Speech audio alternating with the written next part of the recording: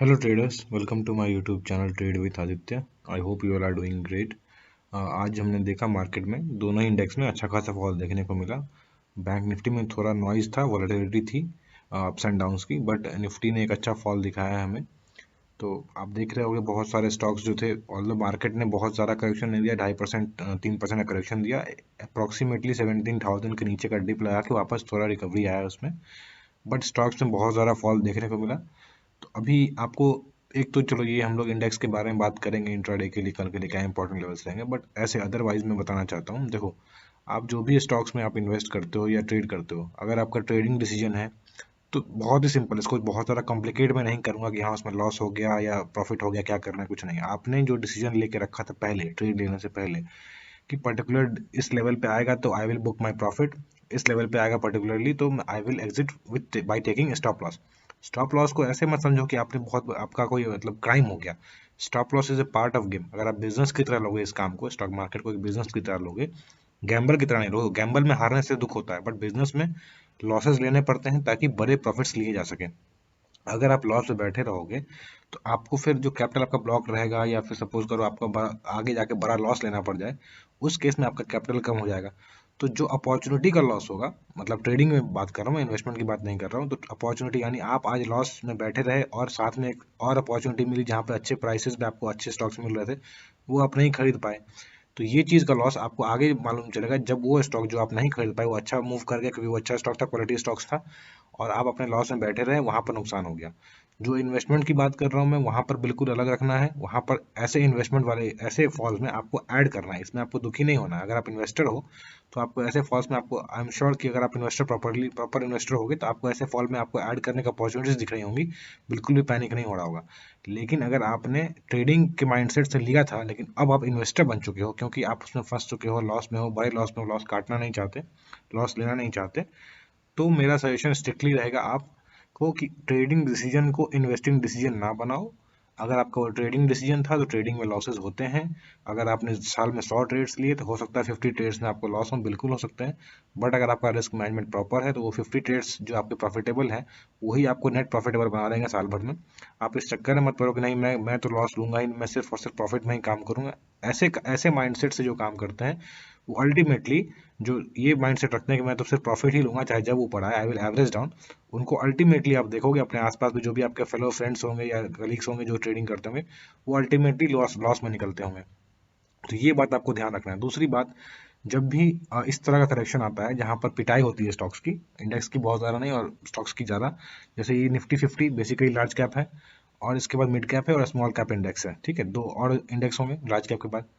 आप देखोगे जनरली, मैं हमेशा कहता हूँ बात, जब निफ्टी 50 के इन्वेस्टमेंट के बारे में बात करता हूँ, आज मैंने टेलीग्राम पे वो पोस्ट भी किया कि अगर किसी को चाहिए, किसी को नॉलेज जानना है अगर, तो आप मुझे फीडबैक दे सकते हो कि निफ्टी 50 में कैसे इन्वेस्ट कर सकते हैं ऐसे फॉल में, ईटीएफ के थ्रू या फिर इंडेक्स फंड के थ्रू। तो अगर आप चाहते हो ऐसा मैं कुछ वीडियो बनाऊं सेपरेट, तो आप कमेंट सेक्शन में इस वीडियो के नीचे आप लिख सकते हो, तो I will try to make a separate video कैसे उसमें इन्वेस्ट कर सकते हैं, क्या ऑप्शन है, क्या फायदा है, क्या नुकसान है। चलो बैक टू ट्रैक, हम लोग वापस आते हैं। इसमें क्या होता है, देखो निफ्टी 50 अगर आप ऐसे लेमन लैंग्वेज में समझोगे तो Nifty 50 is a fund which is managed by the agencies of government of India, या फिर कह लो गवर्नमेंट ऑफ इंडिया के थ्रू ही मैनेज किया जाता है।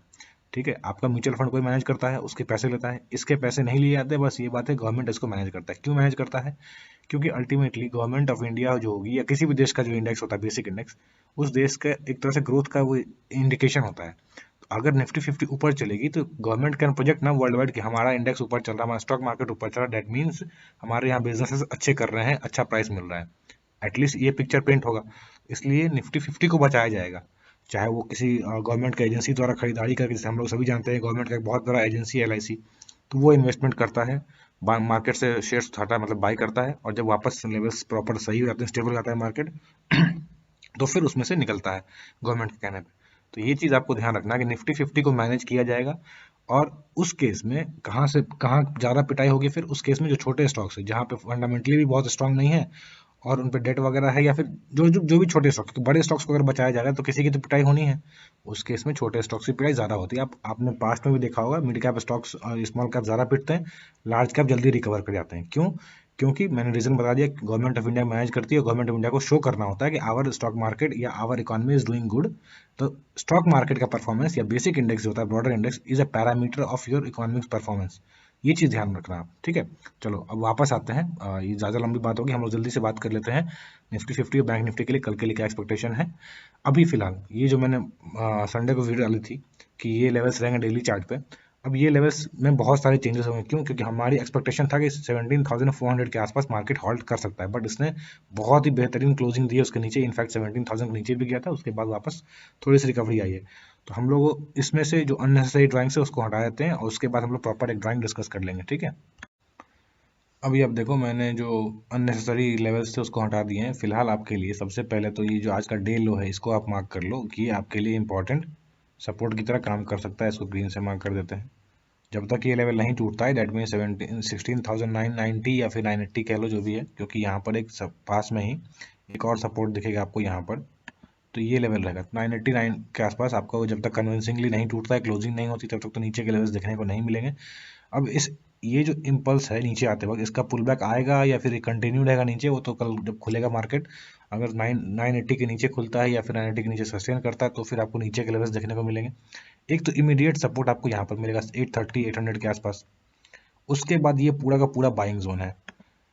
ये देख लो आप, यहाँ पर जो आपको कैंडल दिख रही है, आप बाइंग प्रेशर दिखा है, ये पूरा का पूरा एक बाइंग जोन है। तो ये बाइंग जोन में कहीं से भी रिवर्सल आ सकता है या फिर वीकनेस रहेगा।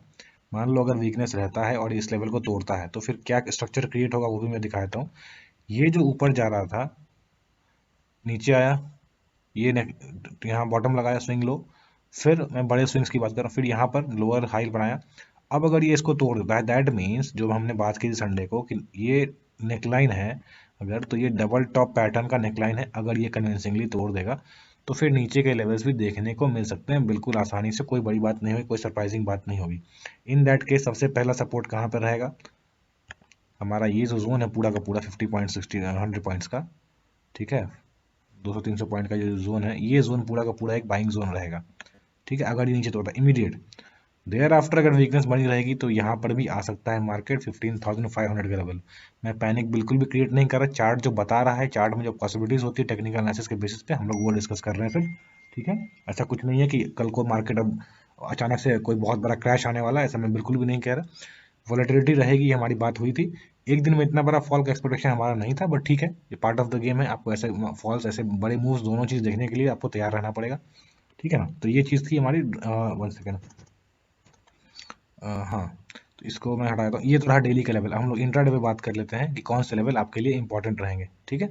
सिमिलरली वीकनेस आपको बैंक निफ्टी में भी दिखेगा, बैंक निफ्टी के भी इंट्राडे लेवल्स हम लोग बात कर लेंगे, बट यहाँ पर जैसे मैंने बताया ना, अब ये जो लेवल है ये आपके लिए पहले रेजिस्टेंस था, ब्रेकआउट किया, सपोर्ट की तरह काम किया, लेकिन अगेन जिस तरह की सेलिंग आई, डेट मीन्स यहाँ पर बहुत अग्रेसिवली सेलर्स मौजूद हैं, यानी जब वापस प्राइस ऊपर चलना शुरू करेगा तो हमारे लिए again 17,600 will be a very important resistance आने वाले दिनों के लिए, ठीक है ना। तो इस लेवल को आप मार्क करके रखो अप्रोक्सीमेटली, और 17,600 का लेवल तो है ही, और ये जो लो था अब इसको तोड़ दिया है तो हम लोग इसको रिमूव कर देंगे, यानी हमारे लिए अब ये जो लेवल है बीच में ये इंपॉर्टेंट नहीं है। तो सिर्फ एक मेजर रेजिस्टेंस फिलहाल के लिए 17,600 है, बीच में कौन कौन से लेवल्स रहेंगे वो इंट्राडे पे चलते हैं, हम लोग वहाँ डिस्कस कर लेंगे। अभी देखो, ये इंट्राडे का चार्ट है, पिछले दिन की ड्राइंग है, वही है जैसे हमारी बात हुई थी कि एक बार ये लेवल अगर टूटता है आने वाले दिनों में, एक तो यहाँ से रिएक्शन फेस कर सकता है, ये डोजी की बात थी, तो ये डोजी का हाई है और डोजी का लो है जो फ्राइडे को बनी थी। जैसे ही ये टूटा बहुत ही अच्छा फॉल देखने को मिला, तो इसमें काम करना जनरली इस तरह के मार्केट में, ट्रेडिंग, इंट्राडे ट्रेडिंग की बात कर रहा हूँ, वो ज़्यादा इजी होता है।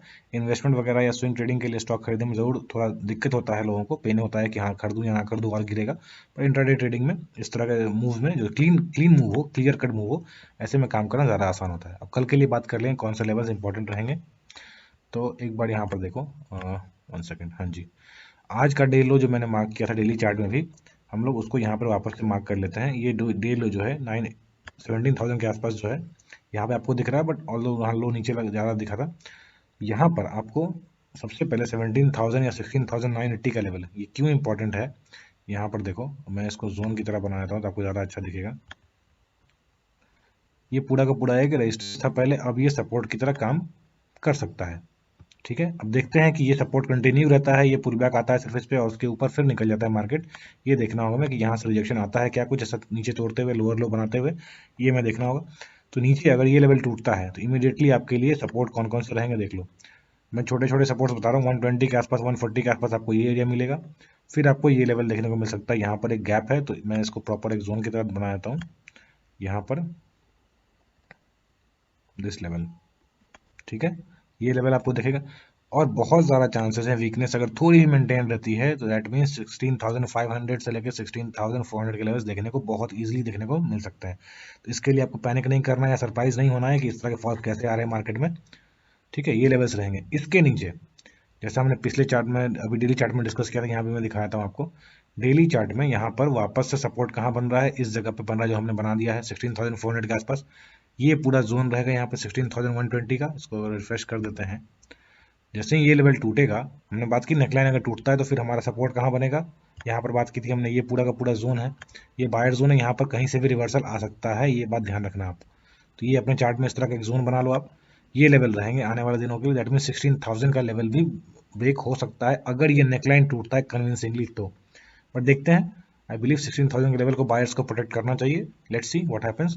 फिलहाल के लिए नीचे के लेवल्स ये हैं, हम लोग वापस चलते हैं 15 मिनट्स पे। ऊपर के लेवल से आपको बाई कब करना है, यहाँ से तो अगर आपको मिलता है मान लो कुछ ऊपर जाके फिर से इस तरह से अगर कुछ मिलता है तो आप यहाँ पर बहुत स्मॉल क्वांटिटी में बाई करना, बट मेरे हिसाब से थोड़ा कॉशियस होकर काम करना, थोड़ा स्मॉल क्वांटिटी में काम करना। अगर आपको बाई करना है तो आपके लिए इंपॉर्टेंट लेवल्स कौन से रहेंगे इमीडिएटली, ये लेवल। ठीक है, 250 कह लो या फिर 260 कह लो अप्रॉक्सीमेटली। ये लेवल जब टूटता है कन्विंसिंगली, वो भी कब, फ्लैट खुल के चलता है नीचे से या ऊपर बीच में खुल के तब ऊपर चलता है, तो आप यहाँ से लॉन्ग हो सकते हो, बट क्वांटिटी छोटी रखना, टारगेट छोटे रखना। 50 पॉइंट्स के आसपास का आप टारगेट अपना रखें। 270 से अगर चलता है सपोज, तो आपको 370 के आसपास का टारगेट बीच में मिलेगा। इस बीच में आप 50-60 पॉइंट्स लेके बुक करते हुए चलना। इसके ऊपर फिर आपको यहाँ का लेवल दिखेगा, ये लेवल देखो, जहाँ जहाँ मार्केट ने हॉल्ट किया वो हमारे लिए एक जोन बन गया है, उस जोन पे आपको काम करना है, ये बात आप ध्यान रखना। तो इसको हम लोग रेड से मार्क कर देते हैं। जहाँ जहाँ मार्केट ने हॉल्ट किया, चाहे वहाँ बायर्स स्ट्रांग हुए हों या सेलर्स वीक हुए हों, उस जगह पे आपको, सॉरी इसको हाँ रेड से मार्क कर दिया हमने। तो ये लेवल्स आपके लिए कल के रहेंगे, लेकिन नीचे के लेवल ज़्यादा इंपॉर्टेंट है अभी फिलहाल, क्योंकि एक मोमेंटम चल रहा है नीचे के लिए। तो आप कॉशियस होकर काम करना। ये लेवल जब टूटता है वो बीच में से खुल के, जैसा मैंने बताया ना, ये लेवल जब कन्विंसिंगली यहाँ से टूटता है then you can short for this level, clear cut आपको डायरेक्शन मिलेगा। और इसके नीचे के लिए फिर हमने डिस्कस कर ही लिया है। अब चलते हैं हम लोग बैंक निफ्टी पे। ये देखो बैंक निफ्टी का 5 मिनट्स का टाइम फ्रेम का चार्ट है। 5 मिनट्स इसलिए खोला है मैंने क्योंकि यहाँ पर मैं वही बताना चाह रहा था कि इसमें थोड़ा नॉइज था। जैसे निफ्टी में आपको एक क्लियर कट डायरेक्शन में फॉल दिखा, वैसे यहाँ पर नहीं दिखा हमें। कुछ टाइम इसने समय खाया यहाँ पर, ये देखो ये वाला पोर्शन इसने समय खाया थोड़ा सा, और लग रहा था कि शायद यहाँ से रिबाउंड कर सकता है। बट जैसे ही ये लेवल कन्विंसिंगली इसने तोड़ा, उसके बाद अच्छा खासा फॉल देखने को मिला। बट हाँ, बीच में आपको कहीं कहीं जहाँ जहाँ हॉल्ट किया वहाँ ऐसा लग रहा था कि शायद अब यहाँ से रिबाउंड कर सकता है। अब यहाँ पर कुछ लोगों का कहना होगा कि ये एक तरह से डबल बॉटम बना दिया है। बट जैसा मैंने कहा ना, नेकलाइन तो टूट गया, बट नेकलाइन टूटने के बाद वापस से ये नीचे फॉल कर गया, और मार्केट में ओवरऑल वीकनेस भी है। तो ये सब चीज़ों को ध्यान में रख के आपको काम करना है। ठीक है ना, अब चलो बात कर लेते हैं कल के लिए क्या इंपॉर्टेंट लेवल्स रहेंगे। अभी देखो हम लोग इसमें बात करेंगे 5 मिनट्स टाइम फ्रेम पे ही। 15 मिनट्स पे जनरली डिस्कस करता हूँ, बट यहाँ पर हम लोग 5 मिनट्स में बात करेंगे क्योंकि कुछ लेवल्स आपको दिखाने हैं, कुछ इंपॉर्टेंट चीज़ बताना है। यहाँ पर देखो 5 मिनट्स में बात करने का फायदा सबसे पहला, यहाँ 15 मिनट्स में अगर आप देखोगे तो ये आपको इस तरह का शेप नहीं दिखेगा, एक सिंपल कैंडल दिखेगा आपको यहाँ से आके यहाँ पे। सबसे पहली बात तो ये। अब यहाँ पर सबसे पहले क्या करना, एक मैंने नीचे जोन बनाया, जो हमने सपोर्ट लाइन बनाया था 36,500 के आसपास, उसके नीचे एक सपोर्ट जोन बनाया क्योंकि यहाँ पर नीचे मार्केट ने थोड़ा सा डिप लगाया था। अभी आपको दिख रहा होगा कि ये एक रेजिस्टेंस था, इसको रेजिस्टेंस ने तोड़ा, उसके बाद ये रिट्रेसमेंट है। बट क्योंकि सेंटिमेंट नीचे की ओर है तो हो सकता है इसको तोड़ दे कल को, पॉसिबल है। अभी आपको क्या करना है, ये अगर नीचे टूटता है अब फिर इस जोन में कुछ नहीं करना, बैठे रहना है। ये नहीं कि आपको हर एक जोन में हर कैंडल में पैसे कमाना है, ये बिल्कुल ध्यान मत रखना। आपको करना क्या है, ये टूटता है टूटने दो। अगर इस जोन से बाइंग आती है जस्ट इन केस, तो क्लियर कट रिवर्सल पे छोटे टारगेट्स के लिए यहाँ पे आप प्रॉफिट बुक कर लेना। ठीक है, या फिर अगर चलो गैप डाउन होता है मान लो 50-60 पॉइंट्स 100 पॉइंट्स, तो उस गैप डाउन के हाई पे आप प्रॉफिट बुक कर लेना अगर कुछ स्कोप रहता है तो। अदरवाइज आप बैठे रहना, या तो आइदर ऊपर टूटने दो ये लेवल। देखो एक बार ये लेवल जब टूटता है, मैं इसको मार्क कर देता हूँ 1 सेकेंड, दिस लेवल अप्रॉक्सीमेटली 37,150 120 का लेवल। तो आपको कौन सा लेवल ऊपर देखने को मिल सकता है, ये लेवल ऊपर का लेवल भी देखने को मिल सकता है। कैसे, इसको अगर आप देखोगे तो यहाँ पर क्या बन रहा है, काइंड ऑफ अभी बना नहीं है, ये ऐसा बनता हुआ दिख रहा है। देखते हैं ये इस तरह का सस्टेन करता है या नहीं। ये पुल बैक जो ये फॉल आया है इसका एक इम्पल्स ऊपर निकलता है या नहीं, देखने की बात होगी। तो अगर ये इसके ऊपर निकलता है, ठीक है, 37,140 के ऊपर, तो फिर आपको यहाँ तक का लेवल 37,400 का लेवल भी देखने को मिल सकता है, 400 से लेकर 500 का लेवल, ये अपने चार्ट में मार्क कर लो। और अगर एक बार ये टूटता है 37,750 का लेवल भी देखने को मिल सकता है, बट ये पॉसिबिलिटीज है। ऑल्दो एक बार हम फिबोनाची में देख लेते हैं कहाँ से रिजेक्शन मिल रहा है। चलो इसको रहने देते हैं हम लोग, ताकि आपको देखने को मिले, समझने को मिले। फिबोनाची का लेवल अगर हम लोग देखते हैं यहाँ से, आज के दिन की शुरुआत हुई यहाँ से ऑलमोस्ट, तो यहाँ से हम टॉप से लगाते हैं बॉटम तक फिबोनाची, तो हमें दिखता है रिजेक्शन लेवल कौन सा। देखो ये 5 है, ये कहाँ बन रहा है, ये यहाँ पर बन रहा है जहाँ पर इसने रिजेक्शन फेस किया है, ये लेवल 37,100 के आसपास अप्रोक्सीमेटली, ठीक है ना। तो ये रहेगा 618 टेबल कहाँ बन रहा है, जो हमने बात किया कि ये लेवल क्यों अब यहाँ पे बन रहा है, गौर करो। Support support support, now it should act as resistance, simple. तो ये चीज़ आप ध्यान रखना, ये सब लेवल के ऊपर निकलता है तो ही आपको कंफर्मेशन के साथ काम करना है।